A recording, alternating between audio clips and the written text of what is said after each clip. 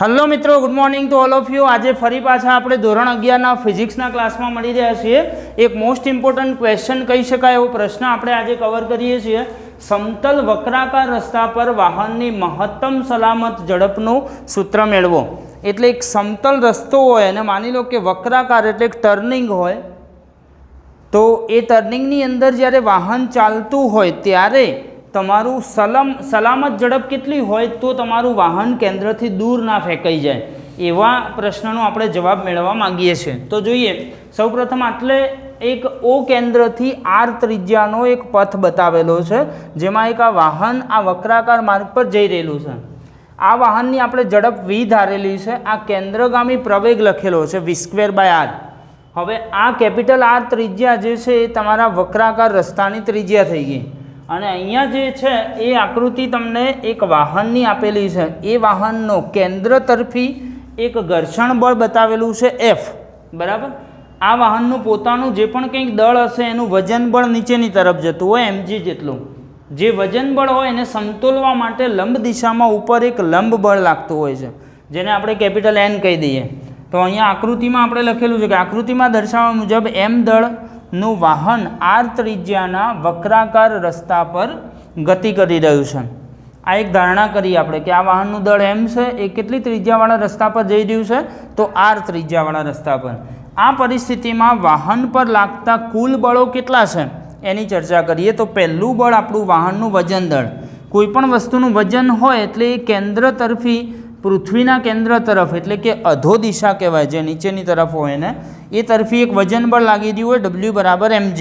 એને સમતોલવા માટે એક લંબ દિશામાં ઉપરની તરફ લંબ બળ લાગી રહ્યું છે કેપિટલ N, અને કેન્દ્ર તરફી ઘર્ષણ બળ લાગી રહ્યું છે F જેટલું।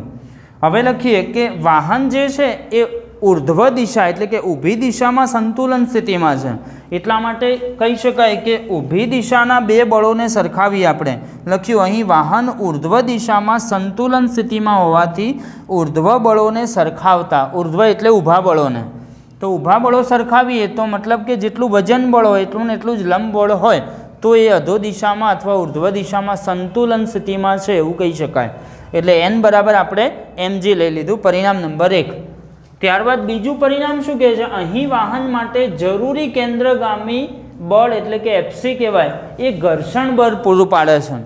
તો હું તમને એક કન્ડિશન સમજાવું કે કેન્દ્ર અથવા તો કોઈ એક સર્કલ હોય એની આસપાસ જ્યારે વાહન આમ ટર્ન લેતું હોય એ વખતે આપણે એક અનુભવ કરેલો છે કે હંમેશા આપણું વાહન કેન્દ્રથી, જો તમે ઓવર સ્પીડમાં જતા હોય તો કેન્દ્રથી આપણે દૂર ફેંકાઈ જઈએ।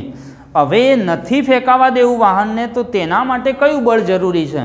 આપણા વાહનનું ટાયર રોડ જોડે ઘર્ષણમાં છે અને એ ઘર્ષણ એ આપણા વાહનને કેન્દ્રથી દૂર ફેંકાતું અટકાવશે। એટલે આપણે અહીંયા લખ્યું કે જરૂરી કેન્દ્રગામી બળ કોણ પૂરું પાડી રહ્યું છે, તો અહીંયા રહેલું ઘર્ષણ બળ, વાહનનું ટાયર અને રોડ વચ્ચે રહેલું ઘર્ષણ બળ જે છે એ વાહનને કયું બળ પૂરું પાડશે? કેન્દ્રગામી બળ, એટલે કેન્દ્ર સાથે પકડેલું રાખશે, બરાબર। તો લખીએ આપણે કે FC = F = mv²/r। આ કેવી રીતે સૂત્ર મળ્યું? તો આપણે અહીંયા એક કેન્દ્રગામી પ્રવેગ તો જાણીએ છીએ v²/r આગળની થિયરી મુજબ। જો એ જાણતા હોય તો વાહનનો પ્રવેગ લખવો હોય કદાચ, તો આપણે આની આગળની થિયરીમાં લખેલું કે F બરાબર લખવું હોય બળ કેટલું લાગે તો m × a જેટલું। તો આ m અને a કેટલો છે આપણી જોડે v²/r, તો આ લખી દીધું m × a તરીકે v²/r। તો આટલું આપણને મળશે કેન્દ્રગામી બળ। આને આપી દીધું પરિણામ નંબર 2। અહીં લાગતું ઘર્ષણ બળ જે છે એ સ્થિત ઘર્ષણ બળ Fs છે એવું કહી શકાય। એટલે વાહન આડી દિશામાં તો આમ ગતિ નથી કરી રહ્યું, સમજો, વાહન આમ ગતિ કરી રહ્યું છે, એટલે કેન્દ્ર તરફ કોઈ પણ પ્રકારની ગતિ નથી કરી રહ્યું, એટલે એવા ઘર્ષણ બળને આપણે સ્થિત ઘર્ષણ બળ કહી શકાય Fs। તો એ Fsનું માની લો કે આપણે દૂર ફેંકાતું અટકાવવા માટે એ કામ કરી રહ્યું છે, વાહનને કેન્દ્રથી દૂર ફેંકાવા નહીં દે એના માટે કયું બળ જરૂરી છે? તો આપણે કહી શકીએ જે વાહનને કેન્દ્રથી દૂર ફેંકાતું અટકાવે છે કયું? તો સ્થિત ઘર્ષણ બળ Fs। હવે આપણે અહીંયા કઈ ઝડપ શોધવી કે એવી મહત્તમ કેટલી ઝડપ સુધી આપણે ટર્ન લઈ શકીએ અને આપણું વાહન કેન્દ્રથી દૂર ના ફેંકાય?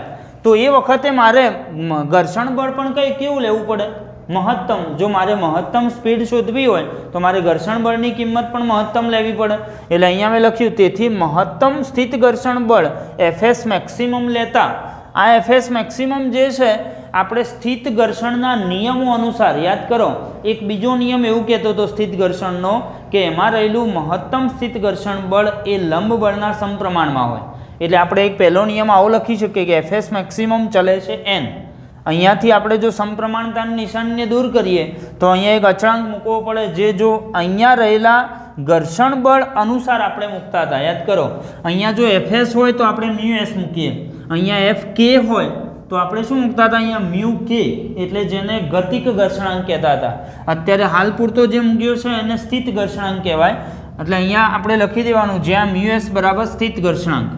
હવે જો વાહનની સલામત ઝડપ મેળવવી હોય તમારે તો અહીંયા આ એફએસ મેક્સિમમ જે છે એના કરતાં તમારો આ બાજુનો ભાગ જે છે ને એ મોટો જ રહેવો જોઈએ.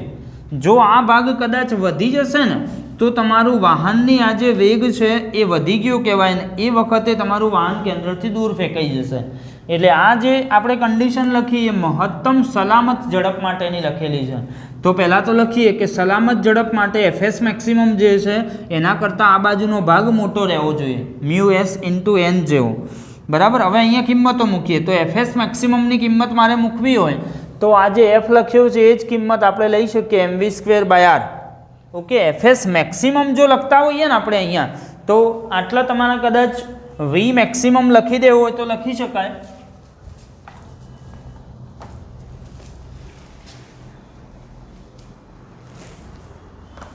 તો અહીંયા જુઓ, આ એફએસ મેક્સિમમ આપણે જ્યારે લખ્યું અહીંયા ખાલી એફ લખ્યો તો mv²/r આવે છે, પણ એફએસ મેક્સિમમ લખ્યો તો અહીંયા હું વી મેક્સિમમ લખી શકું અહીંયાથી. તો આ પણ વી મેક્સિમમ લખી દઈએ.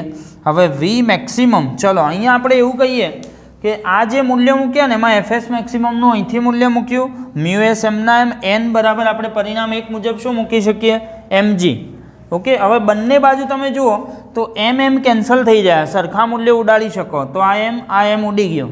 અહીંયાથી વી મેક્સિમમને જો હું કરતા કરું તો આર આ જમણી બાજુ જતો રહેશે, મ્યુ એસ એમના એમ આર ઇન્ટુ જી થઈ ગયો. અહીંયા આ વી² જો મારે કરતા કરવું હોય તો અહીંયાથી મારે મહત્તમ સલામત ઝડપ મેળવવી. ધ્યાનમાં રાખજો, મહત્તમ સલામત ઝડપ. તો આ તમને શું કહેવા માગે છે? આમાં મહત્તમ ઝડપ તો વી ઇક્વલ ટુ લેવી પડે, નહીં તો આ લેસ ધેન થઈ જશે. એટલે અહીંયાથી હું લખું મહત્તમ સલામત ઝડપ